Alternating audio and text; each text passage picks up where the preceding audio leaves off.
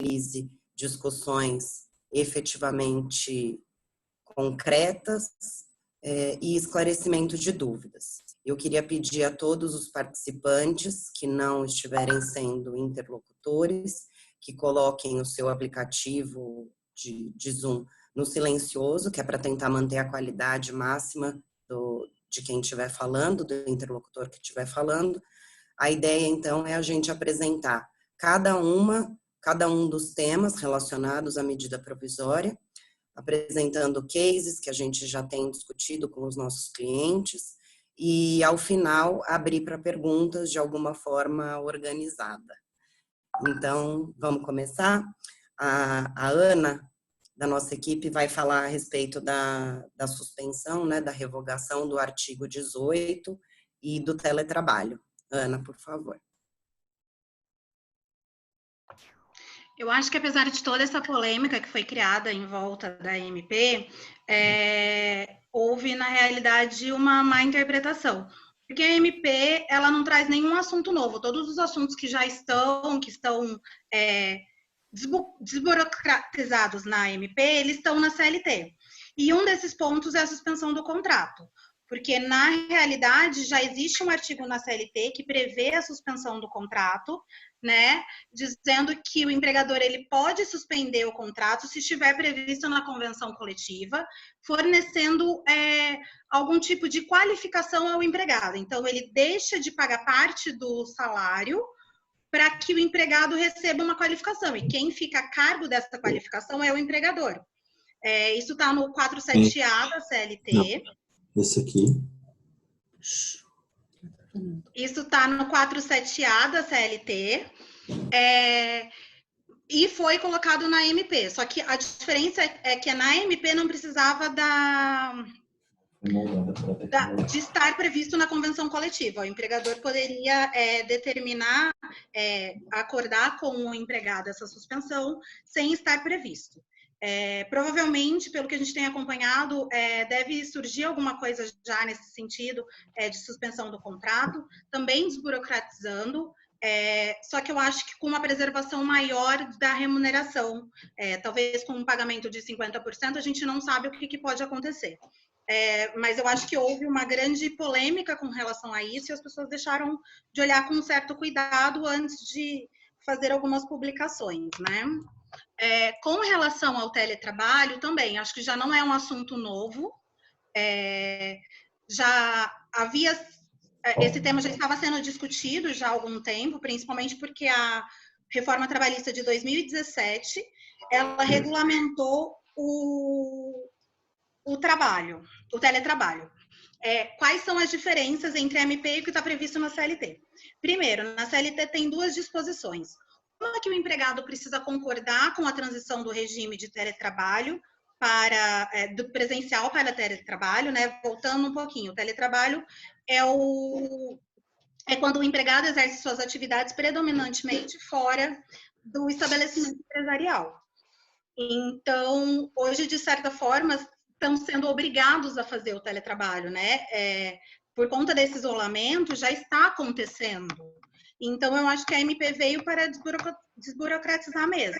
E o que ela prevê, qual a diferença entre o teletrabalho da CLT e da MP? O período de transição da CLT é de 15 dias, enquanto da MP é de 48 horas, né? E a MP também, apesar de ver esse prazo de 48 horas ao final, ela, de certa forma, valida se isso já estiver acontecendo e se essa tomada de decisão de encaminhar os empregados para o teletrabalho nos últimos 30 dias. Então, ela valida, ela, de certa forma, ela retroage para esses 30 dias. Outra questão, a MP, ela fala que o empregado pode fornecer os equipamentos por meio de comodato aos empregados, e a CLT não tem essa previsão. Na CLT, a CLT simplesmente dispõe que as despesas precisam estar previstas no contrato. E é uma continuidade da MP nesse sentido também. Então... Oi? Reforçar o pedido para que todos coloquem no mudo até que a gente abra para perguntas, por favor. Então, já me perdi aqui, desculpa. Que a CLT fala que a CLT não tem essa previsão de fornecimento de equipamentos por comodato e a MP tem. E aí tem um outro ponto que talvez isso seja mais discutido no judiciário, que é a questão de que se o empregador não consegue fornecer esses equipamentos por meio de comodato e o empregado não tem meios tecnológicos, não tem infraestrutura necessária para o home office, a MP dá a entender que o tempo que ele ficou à disposição ali é contado como tempo de trabalho. Então, eu acho que isso pode ser discutido lá na frente na Justiça do Trabalho. Se o empregado trabalhou ou não e se ele tinha meios para fazer isso ou não. Eu acho que esses são os principais pontos de teletrabalho. Não tem uma grande diferença, como eu disse, é só uma desburocratização mesmo de normas. Então, a previsão de 48 horas, essa questão do comodato. Então, mas de certa forma também isso a gente tem visto com os nossos clientes que é uma medida que está sendo adotada pelas companhias. Existem vários cases de sucesso, inclusive da Nike, que já é bem conhecido, que mandou vários empregados para home office no passado, para o teletrabalho, né? Fez uma transição, porque o empregado também pode trabalhar de casa, enfim, aumenta até a produtividade da companhia. Algumas pesquisas já apontam isso. Talvez seja até um momento que nós aqui do Brasil vamos entender um pouco esse funcionamento do home office mesmo. E quem sabe no futuro a gente aplique muito mais isso do que atualmente. Tá bom, Ana, obrigada. Fernanda Oliveira, por favor. Oi, boa tarde a todos. Eu vou dar continuidade aqui na sequência da medida provisória, falando da antecipação das férias individuais e da concessão de férias coletivas. Como a Ana já adiantou, são pontos que já são previstos na CLT, acho que são dos itens que foram tratados na medida provisória, alguns dos mais seguros de aplicação e que tenham um resultado fácil de implementar e bem positivo, no sentido de que a gente consegue, o empregador consegue aproveitar esse tempo sem atividade e não desperdiça mão de obra, no sentido de que esse dia seria concedido no futuro de qualquer forma, e o empregado tem a garantia do seu emprego, abrindo mão somente de um direito que seria concedido lá na frente. Com relação à antecipação das férias individuais, a gente vê que a MP flexibilizou bastante a concessão. Ela, em comparação com o que está previsto na CLT, que permite a concessão só após cada 12 meses de trabalho, ela permite que seja antecipado o período de férias.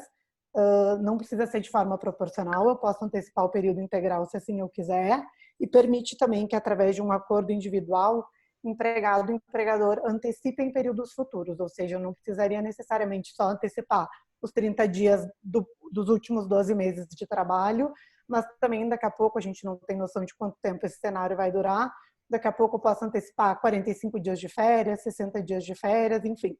Tudo isso lidando diretamente com o empregador através de um contrato individual escrito. Acho que o importante a gente ter em mente é sempre formalizar as medidas que estão sendo tomadas, sempre tentando seguir o máximo possível o que está previsto na MP e em concordância com a CLT também, o que não for, não tiver em conflito entre as normas. Da mesma forma, a MP prevê que eu posso, ao contrário da CLT, que prevê a necessidade de informar o empregado com 30 dias de antecedência, aqui eu posso informar, através de forma eletrônica, inclusive, 48 horas de antecedência para os empregados. Ou seja, eu posso, digamos, hoje é terça-feira, poderia na quinta-feira, informar hoje para na quinta-feira começar a concessão das férias.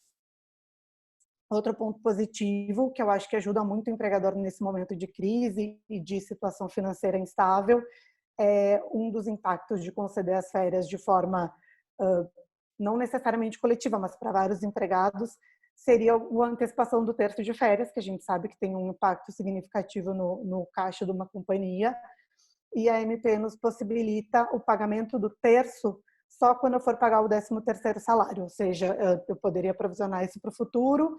A gente espera que até lá, até os pagamentos finais do 13º, essa crise já esteja de certa forma controlada e que as atividades já estejam sendo retomadas de forma que não vai estar no momento mais significativo da crise, pelo menos é o nosso cenário mais otimista.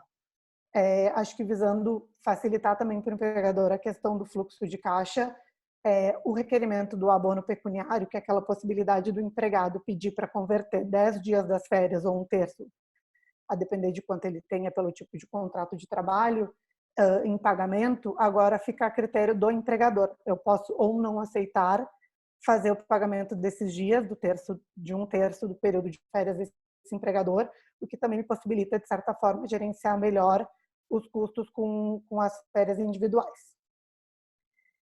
Fora isso, das previsões diferentes que não tratavam na CLT, foi liberada a suspensão de férias e licenças não remuneradas dos profissionais da saúde ou de empregados que tenham função essencial para o funcionamento do negócio da companhia, ou seja, pessoas que estavam eventualmente gozando de férias durante esse período de crise podem ser chamadas para retornar ao trabalho. A MP prevê que sejam preferencialmente concedidas férias para os empregados que pertencem ao grupo de risco, idosos, gestantes, pessoas com problemas respiratórios, alguma imunidade mais baixa.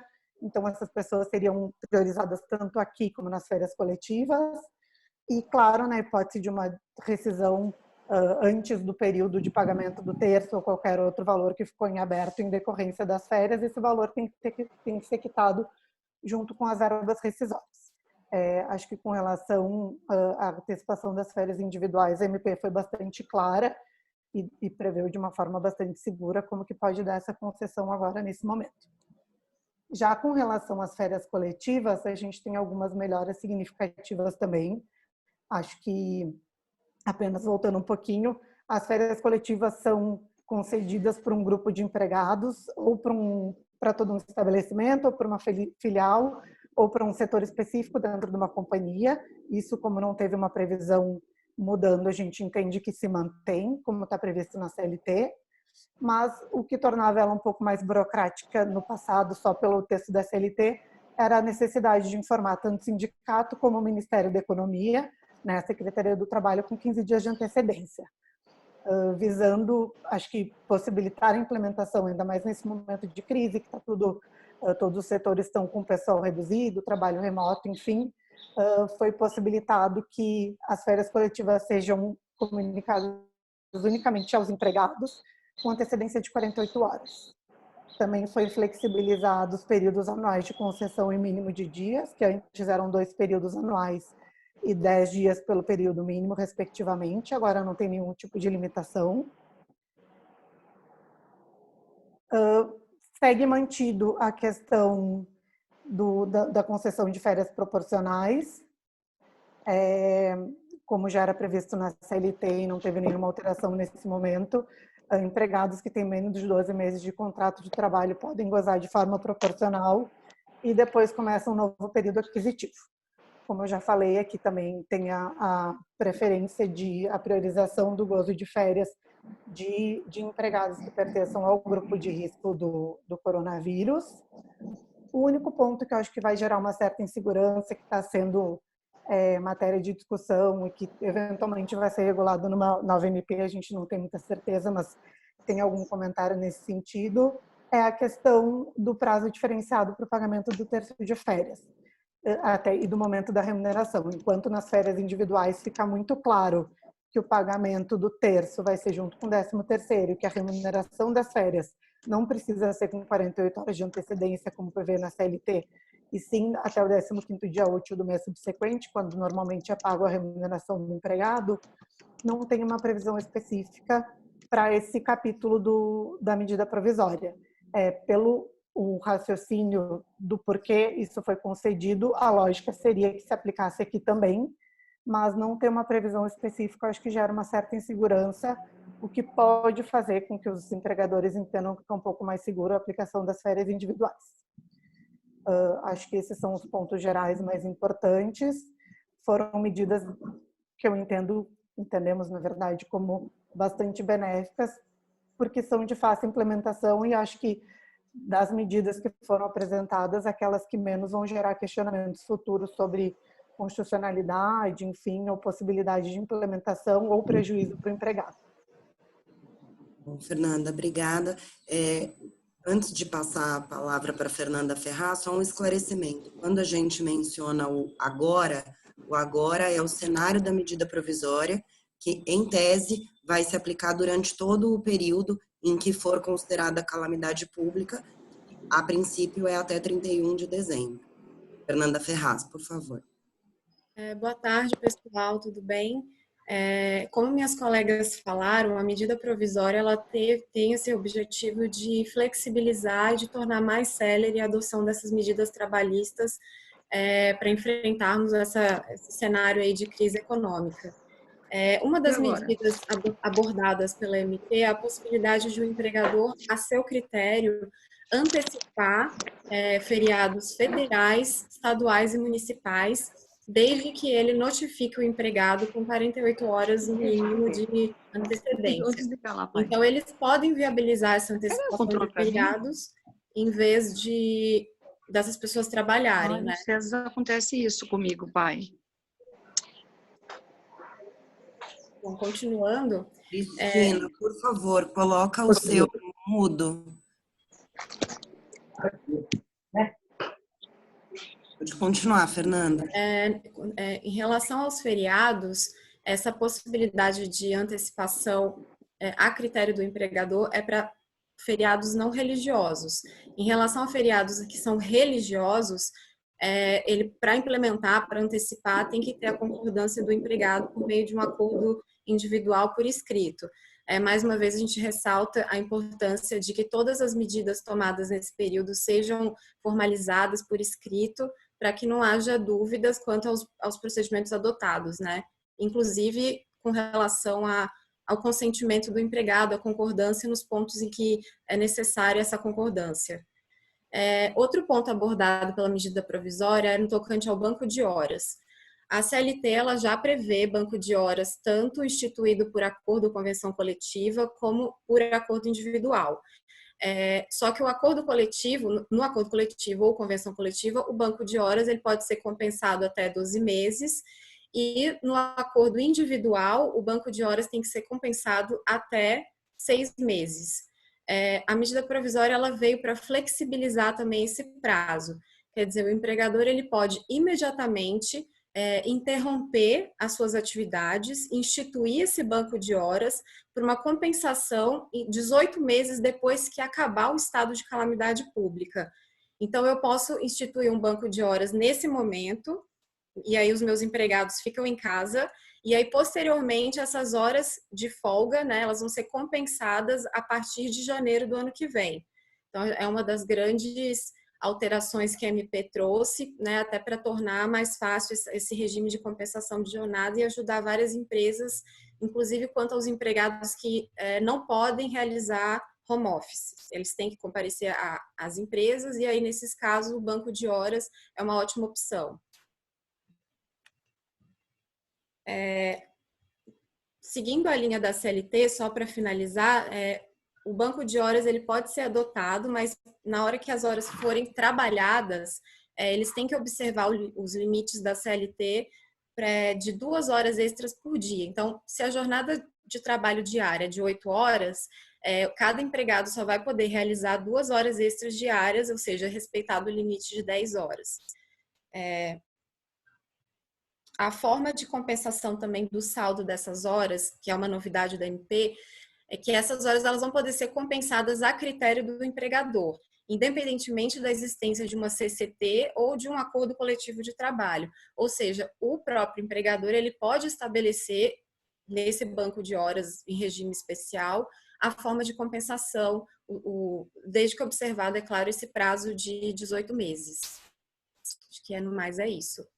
Obrigada, Fernanda. Só ainda em relação ao banco de horas, a nossa recomendação, em termos gerais, tem sido de que, havendo já um banco de horas instituído, seja ele individual ou coletivo, que em razão da medida provisória e caso haja necessidade de alterar por conta do isolamento, que seja feito um aditamento ao banco de horas já existente. Maria Isabel, pode continuar, por favor? Boa tarde, pessoal. Na verdade, eu vim trazer duas novidades da MP, que uma delas é a suspensão das exigências administrativas em segurança e saúde do trabalho. O que acontece nesse capítulo? Ela estabeleceu a possibilidade de suspender a realização de exames médicos ocupacionais durante esse estado de calamidade pública. A única exceção a essa regra seria o exame demissional, que segue sendo obrigatório, mas com exceção de que se a pessoa tiver realizado esse exame nos últimos 180 dias anteriores a essa demissão, aí tudo bem, a pessoa não precisa realizar, mas fora isso, o exame demissional segue sendo obrigatório. Os demais exames ficam suspensos e, enfim, devem ser realizados 60 dias após o fim do estado de calamidade pública, que, de acordo com o decreto, é no dia 31 de dezembro de 2020. Então, 60 dias após 31 de dezembro de 2020, esses exames vão ter que ser realizados. Também houve, em relação a obrigações administrativas, também houve a suspensão da obrigatoriedade de treinamentos previstos nas normas regulamentadoras do trabalho. Então, por exemplo, o treinamento previsto na NR5 em relação à CIPA ou na NR6 em relação a EPIs não são mais obrigatórios durante esse período e eles podem ser realizados de maneira remota, obviamente se atentando a questões práticas para, enfim, que os empregados efetivamente consigam atuar na segurança do jeito melhor possível, mas de qualquer maneira não é obrigatório e deverá ser realizado após o estado de calamidade pública. E por último, também houve a suspensão das eleições da CIPA, que, enfim, deverão ser realizadas após o estado de calamidade pública e antes disso mantém-se o pessoal da CIPA que já tinha sido eleito até o final desse estado. Enfim, além disso, também teve a mudança na questão do FGTS, que foi suspenso o recolhimento do FGTS referente a março, abril e maio. Então, o que acontece? Agora, as empresas que, enfim, por questões econômicas dessa crise, não conseguirem realizar os recolhimentos nesses meses, não tem problema. E elas vão, a MP possibilita o parcelamento desse valor, dos valores a serem pagos a título do FGTS. Essa questão do parcelamento, ela deve ser negociada junto à Caixa Econômica Federal, mas quando a empresa se submete a esse parcelamento, ela deve comunicar à Receita Federal que ela está fazendo isso, e a MP estabelece o prazo de até 20 de junho desse ano para realizar essa comunicação à Receita Federal sobre o parcelamento, sob pena de o parcelamento de essa suspensão ser desconsiderada e a empresa ter que pagar o FGTS com as devidas correções e juros e multa. Enfim. Desculpa interromper esse tópico, Maria Isabel, mas ainda em relação à FGTS, considerando a relação entre os temas, muitos clientes têm nos questionado a respeito da aplicação ou não do fato do príncipe nesse momento para efetuar o desligamento e, consequentemente, o pagamento das verbas rescisórias. É sempre um caso a ser observado com cautela e de acordo com o caso específico, o cenário específico, a empresa vai ter que comprovar de toda forma que não incorreu em nenhum tipo de conduta, seja ela com dolo ou com fraude, para que não seja feito o pagamento das verbas rescisórias nesse momento. Então, é um cenário em que não dá para, assim como todos os outros temas, mas esse de forma um pouco mais específica e que eu gostaria de deixar reiterado, de dar um aconselhamento definitivo a respeito desse tema. Pode continuar, Maria Isabel, por favor.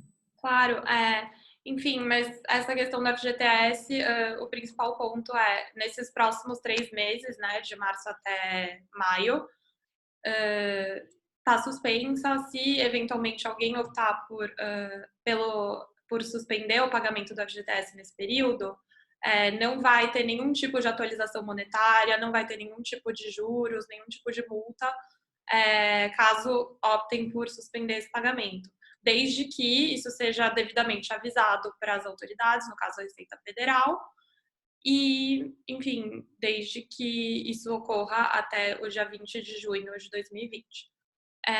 Além disso, é importante pensar no cenário de um empregado que seja desligado nesse período. Caso o empregado seja desligado e no caso dele tenha havido essa suspensão do depósito do FGTS, no momento da rescisão, né, do pagamento das verbas rescisórias, o FGTS integral vai ter que ser pago em favor, vai ter que ser depositado em favor desse empregado, para que no momento da rescisão ele consiga sacar todo o FGTS que ele tem direito. Então, no caso do empregado que tiver o contrato de trabalho rescindido, essa disposição deixa de se aplicar e todo o valor deve ser pago para ele. E, por último, acho que o outro tema relevante que a gente tem é a questão dos profissionais da saúde, que, assim, pelo cenário de crise, principalmente ligado a essa área, a gente precisa muito deles nesse momento. Provavelmente, nesse sentido, eles instituíram a possibilidade de horas extras na jornada 12/36, que pela CLT não é possível. Na jornada 12/36 você não pode estender a jornada, mesmo que você pague horas extras, e a MP estabelece essa possibilidade para os profissionais da saúde exclusivamente.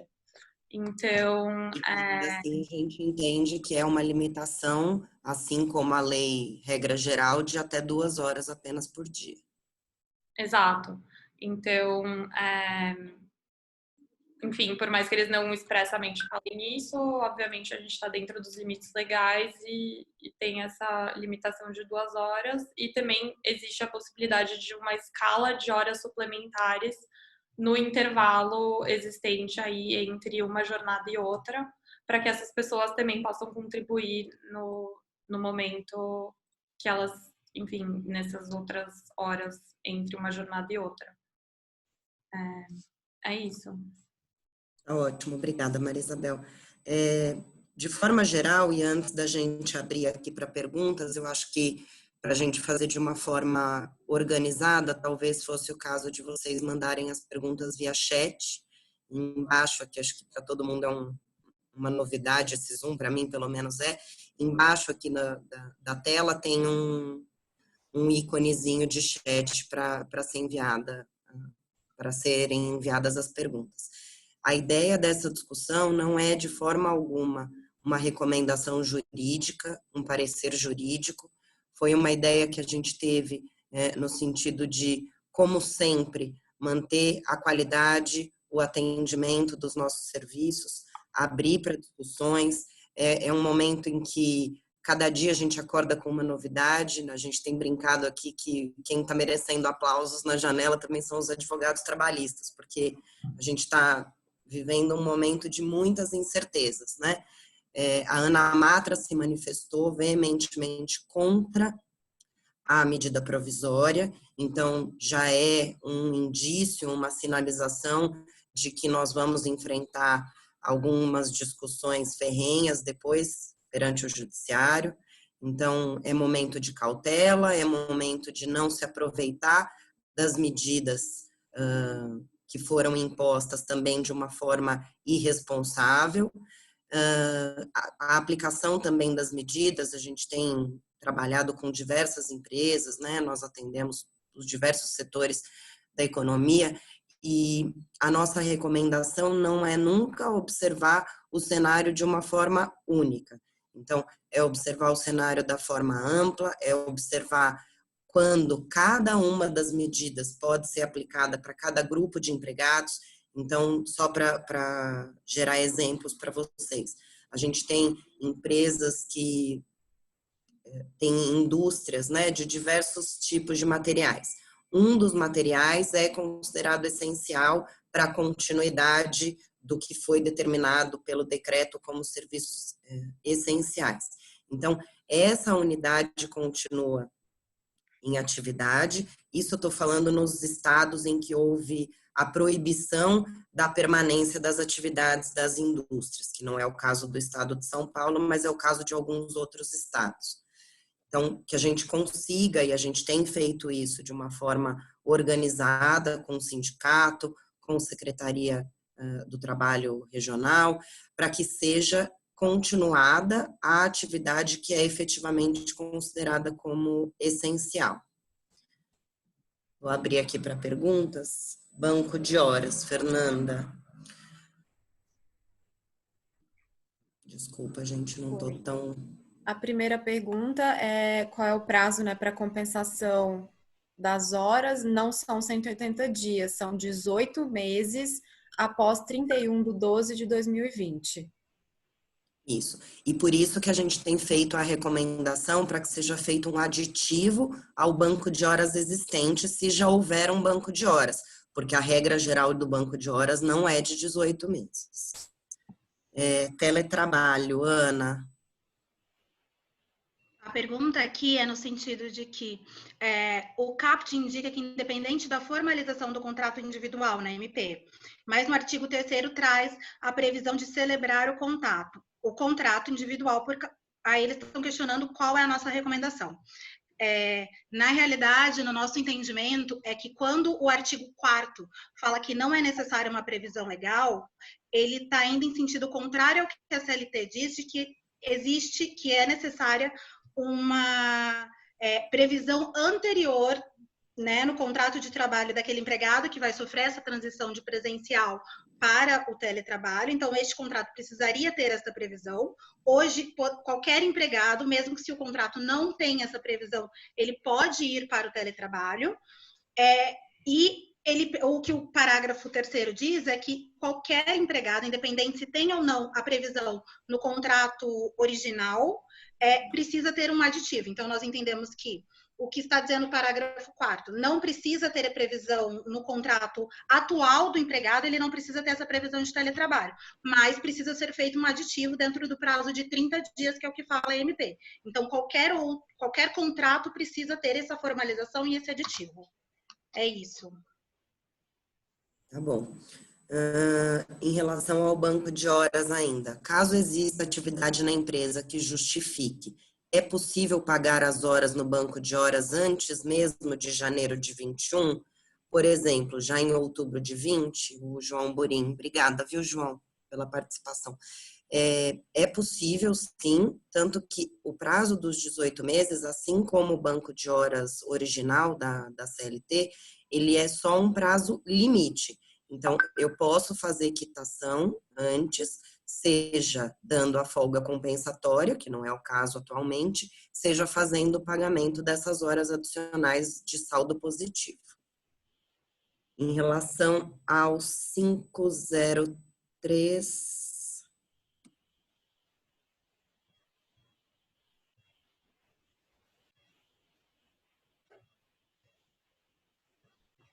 Uma dúvida, com relação ao artigo 503, Fernanda Oliveira, por favor.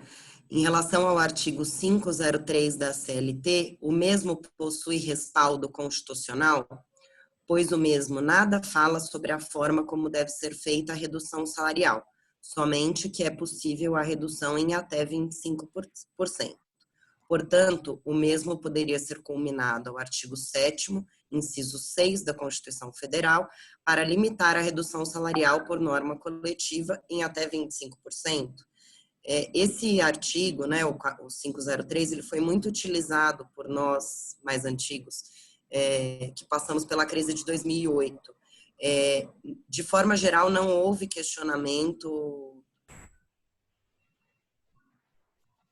um grande questionamento em relação à aplicação disso naquela época. por conta da crise mundial também. Então, a gente acredita que essa discussão de enfrentamento em relação ao artigo 7º da Constituição Federal não vai existir. Fernanda Oliveira, você tem algum adicional? Eu concordo, acho que é um dos pontos que inclusive, não veio na SMP justamente pela cautela do governo de tratar esse assunto em separado. Foi ventilada essa possibilidade, inclusive, da redução maior do que 25%, de 50%, com redução proporcional de horas trabalhadas, desde que é respeitado o mínimo nacional. É um assunto delicado, porque, enfim, a gente está falando de redução salarial, mas a gente entende que, perante o cenário de crise, e a gente está vendo, e acho que vai continuar vendo, e vai ser cada vez mais palpável, que essa crise pode chegar num estado muito grave. A gente está falando aqui de preservação de emprego versus uma redução temporária de remuneração e, eventualmente, horas trabalhadas. Então, por mais que isso venha a ser questionado, acho que aqui a garantia do emprego se sobrepõe à eventual redução salarial, que será, de novo, isso é uma medida temporária, a gente não está falando em afetar o contrato de trabalho de forma definitiva, mas sim de estancar um custo temporário, visando um bem maior, que é a garantia do emprego, que também é uma garantia que deve ser tratada acima da irredutibilidade salarial, na nossa opinião. Acho que a gente tem bons argumentos para implementar, desde que, claro, consiga se comprovar que a condição financeira da sociedade era grave a ponto de precisar implementar, e não que foi implementado por existir essa previsão. Em relação a esse ponto, é certo e já sabido que vai haver uma outra medida provisória, já que o artigo 18 da medida provisória editada no domingo, publicada ontem, foi revogado, antes mesmo de ter sido publicada no site do Planalto, e haverá uma medida provisória específica em relação a esse tema, e a gente vai voltar a fazer um novo programa aí para poder discuti-la. Sobre o banco de horas, a MP não faz nenhuma limitação sobre as horas a serem compensadas. Contudo, o parágrafo 3º do artigo 62 da CLT dispõe que, quando a interrupção do trabalho decorre de força maior, o empregado poderá trabalhar até 45 dias por ano, respeitando o limite das 2 horas diárias além da sua jornada. Vocês concordam que essa limitação seria aplicada? Rodrigo. A gente concorda, Rodrigo, acho que a ideia é a aplicação da medida provisória sempre em conjunto com as demais leis do ordenamento jurídico que a gente tem. Então, o que não houver especificidade descrita e expressa na medida provisória, a gente aplica como regra geral que a gente já tem. Ana, da Enovi. Oi, Ana. Obrigada por entrar aqui com a gente.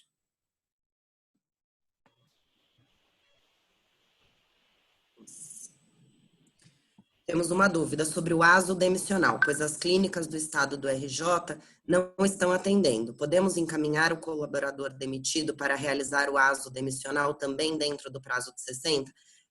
Na verdade, em relação ao exame demissional, não tem essa abertura maior de prazo, e até para resguardar as companhias, porque uma das determinações é de que o coronavírus não é considerado uma doença laboral, desde que não haja o nexo causal. Então, na medida em que tem esse desde que não haja o nexo causal, e muitas vezes a contaminação vai acontecer em ambientes de trabalho, vai ser muito difícil de prova, né? A gente tem discutido muito isso nos nossos grupos de discussão, mas, havendo a possibilidade, o ideal é que esse aso seja, de fato, emitido dentro do prazo legal e não a extensão permitida pela MP. No caso de vocês, Ana, que as clínicas estão fechadas por conta de uma determinação, a gente tem indicado e recomendado a procura de médicos particulares, médicos que estão, inclusive, se disponibilizando e fazendo consultas na casa das pessoas. Então, essa é a nossa recomendação. Maria, alteração de jornada offshore durante a quarentena. Fernanda, você quer falar? Nós não vimos nada específico sobre isso, por enquanto. mas esses trabalhadores, eles trabalham nesse regime de 14 horas de trabalho por 14 de folga. Eu acho que são aplicáveis as medidas gerais de prevenção ao coronavírus, né? Que é informar para os empregados que eles devem notificar a empresa em caso de apresentação de qualquer tipo de sintoma, mas a princípio não houve nenhuma limitação das atividades realizadas nesse tipo de jornada offshore. A gente vai também continuar monitorando e se tiver alguma novidade a gente fala para vocês. A Larissa fez a pergunta também em relação ao demissional, acho que já respondida com a resposta anterior. Caso a empresa não consiga realizar o exame médico demissional, o que entendem, acho que também volta Já respondeu a essa discussão. Para os funcionários que sairão de férias a partir de 1/4, por exemplo, ele precisa assinar o aviso de férias, mesmo que ele não concorde, posso colocá-lo em férias? Fernando Oliveira. Pode, o entendimento é de que pode sim. Na verdade, a questão da concessão das férias já tem que ser na conveniência do empregador. A gente acaba muito confundindo com o dia a dia, porque as empresas sempre tentam conciliar períodos de férias, quando tem mais de uma empresa, um empregado, cônjuges na mesma empresa, a preferência é que eles gozem de férias de forma conjunta, mas é uma conveniência do empregador. Claro que é sempre melhor que a gente tenha a concordância do empregado, mas especialmente nesse cenário que a gente está vivendo, desde que ele seja notificado e que a gente consiga comprovar que houve a efetiva notificação e observado os prazos de 48 horas, não é necessária a concordância do empregado. Ainda sobre o banco de horas, ele poderá ficar negativo e depois no retorno o colaborador realiza as horas a mais para compensar o banco negativo? Eu acho que a ideia é justamente essa, né? O empregador ele vai poder interromper as atividades, então ele já começa concedendo a folga para os empregados. Depois que passar essa situação toda de quarentena, né, de suspensão das atividades, o empregado retorna ao trabalho e aí tem esses 18 meses para compensar para trabalhar e compensar essas folgas que foram antecipadas a partir de 31 de dezembro de 2020.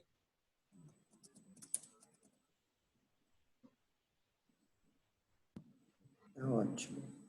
E lembrando que essa compensação tem que estar dentro do limite legal de horas que a pessoa pode trabalhar mais por dia. Então, sempre é importante se atentar que para essa compensação você pode, no máximo, a pessoa pode trabalhar no máximo 2 horas a mais da jornada de 8 horas. Como a gente mencionou anteriormente, né? A regra geral, ela tá aí, ela existe, e não é porque tem a medida provisória. O que for silente na medida provisória, a gente aplica a regra geral. Em relação às férias individuais. Férias individuais. Fernanda? Isso mesmo.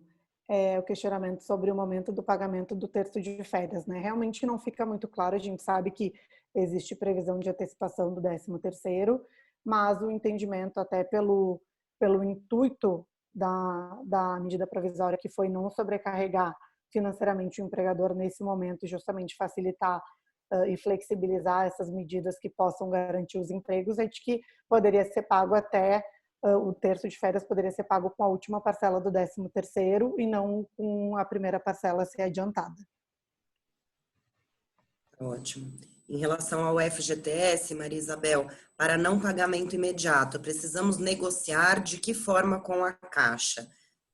A medida é muito recente, a gente ainda não sabe qual vai ser o posicionamento da Caixa, mas em tese você não precisa fazer nenhum tipo de negociação. A única coisa que alguns clientes já vêm nos questionando é a dificuldade na emissão das guias e na elaboração da folha de pagamento, em razão desse não pagamento, na medida em que o INSS ainda continua como regra geral. Então, na realidade, o tratamento com a Receita Federal vai ser mais uma notificação do que uma negociação. para você formalizar e explicar, enfim, os valores que estão sendo suspendidos e como vai se dar o pagamento posteriormente. Mas, como a Priscila falou, é uma novidade legislativa, ainda não existe exatamente um procedimento padrão a ser adotado. Não sei se eventualmente no site da Receita Federal eles vão possibilitar a abertura de algum meio para as empresas conseguirem lançar essa informação, mas por enquanto acho que a melhor sugestão a gente pensa que seria notificar mesmo, formalizar o que está sendo feito para eventualmente a empresa ter como comprovar que ela adotou os procedimentos que a medida provisória estabelece. Ótimo. Fábio Gazzoni. A empresa que mantém suas atividades e empregados contaminados pode ser responsabilizada por doença ocupacional? A gente já mencionou aqui na discussão, né? A regra geral é de que o portador da doença não é considerado um doente ocupacional, desde que não haja a comprovação do nexo causal. Mais uma vez, a comprovação do nexo causal vai ser muito detalhista, por isso que as empresas têm que tomar todas as medidas, as empresas que continuem em atividade e desde que a pandemia começou, ter relatórios emitidos pela sua CIPA, ter regras claras a respeito do distanciamento, da higiene, da manutenção da limpeza, da manutenção do uso do álcool, de lavar as mãos, distanciamento entre as pessoas, a questão do se espirrar, se tossir, colocar o braço. Então, quanto mais a empresa tiver um case para provar que ela tomou todas as medidas, que ela incentivou seus empregados a tomarem todas as medidas, mais fácil vai ser de afastar o nexo causal e, portanto, ser considerado como doença ocupacional.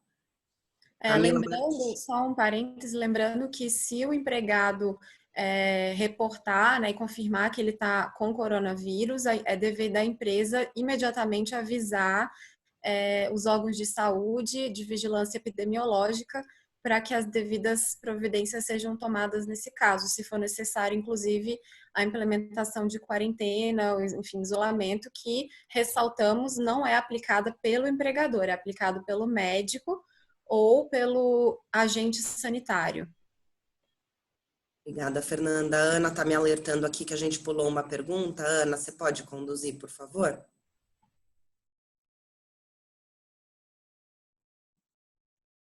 Você está no mudo. A Stephanie questionou se as empresas que já estão fazendo home office com jornada reduzida e sem controle de acessos têm alguma alteração.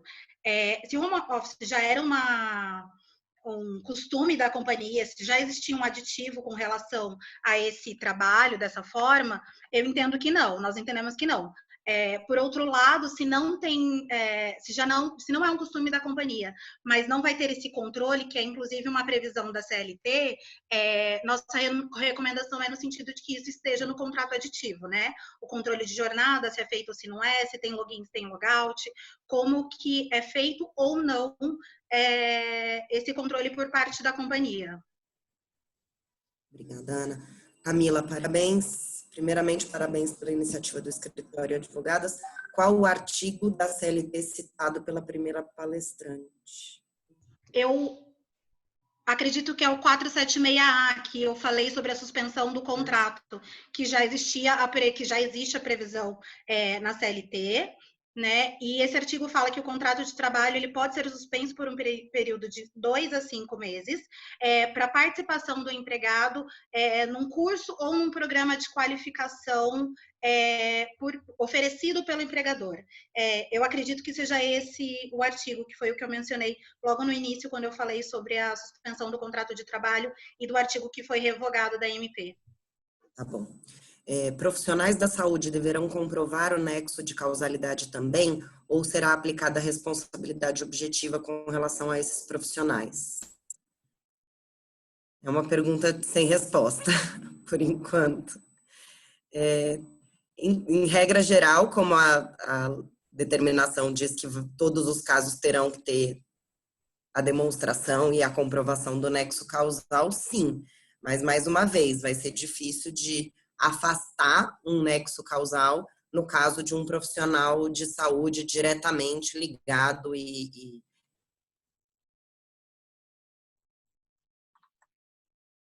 com um contágio muito próximo, né? Acho que para tentar afastar eventual responsabilização é sempre importante que a empresa forneça todos os EPIs e, enfim, divulgue treinamentos e medidas de segurança a serem adotadas, mas, de fato, fora aí, acho que é o máximo que a empresa pode fazer para se resguardar. Desse setor, Márcio Xavier, obrigada, Márcio. Boa tarde, muito boa exposição, parabéns.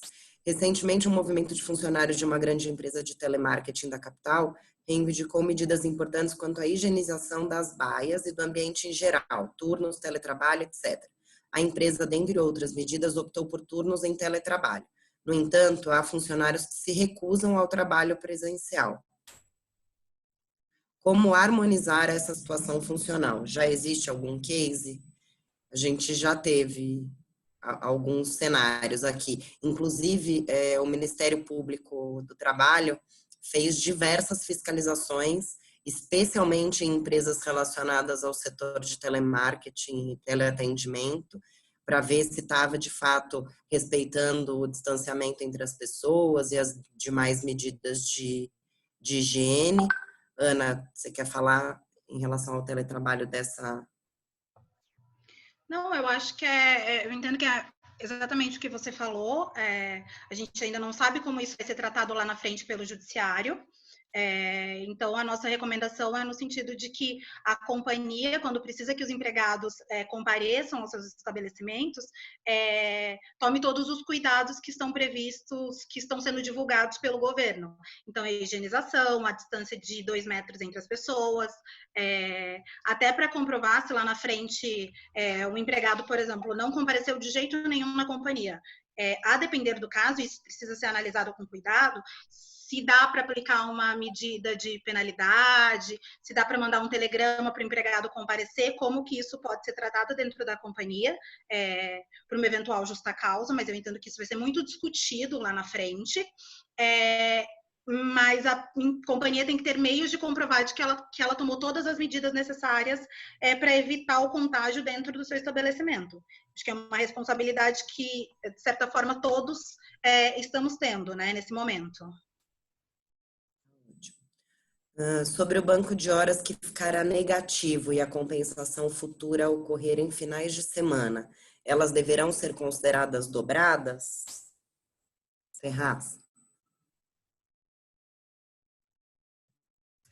A princípio, né, a medida provisória ela estabelece que a compensação dessas folgas ou das horas trabalhadas ela vai acontecer conforme determinado pelo empregador nesse prazo de 18 meses.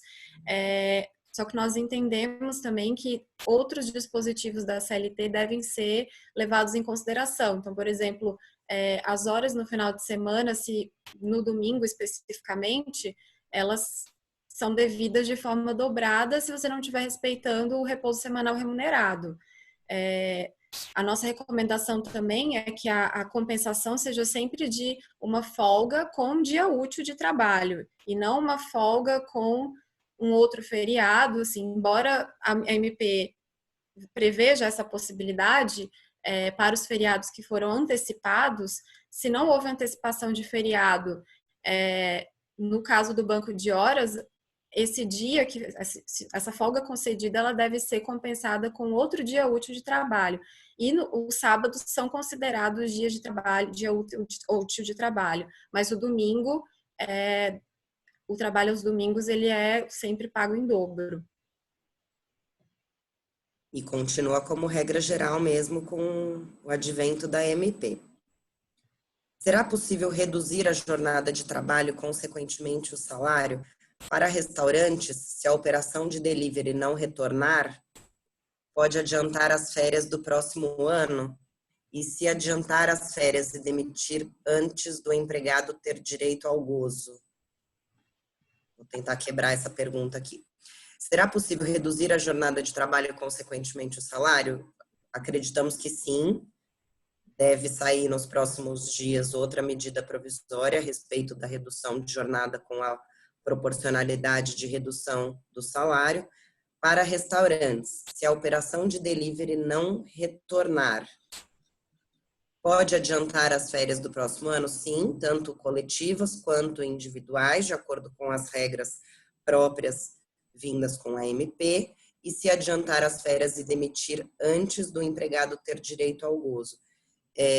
Eu não vou poder fazer o desconto quando do pagamento das verbas rescisórias, mas como a regra da MP é de que o pagamento das férias ele é feito ou com o 13º ou quando do desligamento, você não vai precisar fazer o pagamento, você só vai ter o saldo, na verdade o prejuízo para o empregador é o saldo dos dias que o empregado já tenha gozado de férias, tá?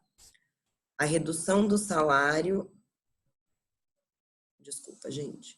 A redução de jornada e de salário deverá, via de regra, nos termos da legislação, ser pactuado através de acordo ou convenção coletiva, sendo certo que durante a vigência do instrumento coletivo, os funcionários não poderão ser demitidos sem justo motivo, conforme os 611-A, é o que a Ana já explicou. Ana, você quer falar mais um pouquinho a respeito da redução proporcional? A gente ainda não tem, né, a regra específica, porque é uma MP que foi o artigo 18, que foi revogado da MP de anteontem e que vai ser mencionado aí numa MP futura próxima. E o artigo 503, ele fala da redução da jornada, né, com relação à jornada sendo reduzida proporcionalmente ao salário. Hoje, sem uma MP e sem a previsão de que isso pode ser feito sem estar previsto na convenção coletiva, não é a nossa recomendação. Nossa recomendação é no sentido de aguardar uma eventual MP que venha falar sobre isso, e tanto o governo, o que a gente tem acompanhado, tanto o secretário do Trabalho quanto os interlocutores do governo federal, eles estão dizendo que em breve deve sair essa MP falando da redução. Então, nossa recomendação é mais no sentido de esperar. Ou respeitar a convenção coletiva, né? Tanto o artigo 611 quanto o 503, eles falam da convenção coletiva. Então, se for tomar essa medida hoje, a companhia tem que respeitar, sim, a convenção coletiva. Que também é outro tema que a gente acabou não debatendo, a ultratividade da norma, a princípio, voltou pela MP, né? Então, caso alguma convenção ou acordo coletivo vença durante o período estabelecido pela MP, passa a vigorar por prazo indeterminado o acordo ou convenção coletiva já existente. Gente, ainda temos algumas perguntas aqui, mas infelizmente o nosso tempo de exposição está acabando. Eu gostaria de agradecer a participação da minha equipe, dos profissionais do Madrona Advogados, mais uma vez a participação de todos os clientes, colegas e parceiros. A gente está à disposição 24 horas por dia, temos trabalhado bastante para tentar ajudar a melhorar um pouco esse cenário caótico que a gente está vivendo. Então, estamos à disposição aí para vocês. Muito obrigada pela participação de todos. Um abraço. Obrigada. Tchau, tchau. Obrigada.